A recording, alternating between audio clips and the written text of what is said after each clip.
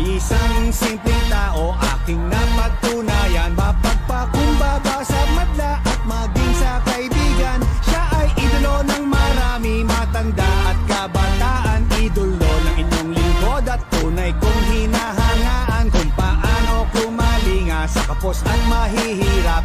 Turi ng taong ating hinahanap sa hinaharap, at ngayong nakita ko na ang tunay na agila sa buong Pilipinas, siya'y aking ipapakilala. Eto na, Inday Sara, here she comes. Duterte! Eto na, Inday Sara, here she comes. Duterte! Di tayo pababayaan, bayan ay aalagaan. Eto na, Inday Sara, here she comes. Duterte! Duterte apelyido, pangalan Inday Sara. Minamahal, tinatangkilik siya ng Pilipinong masa. Mismong ako ang patunay at aking nasaksihan nang siya'y aking makasama sa buong kapuluan. Mas mahalaga sa kanyang sarili, pagmamahal sa kanyang kapwa. Puso niya sumeserbisyo sa kapos at mga dukha. Ang mapabuti ang buong bansa'y kanyang hinahangad, at ang tiwala ng sambayanan ay may lagay sa kanyang palad. Eto na, Inday Sara, here she comes. Duterte! Eto na,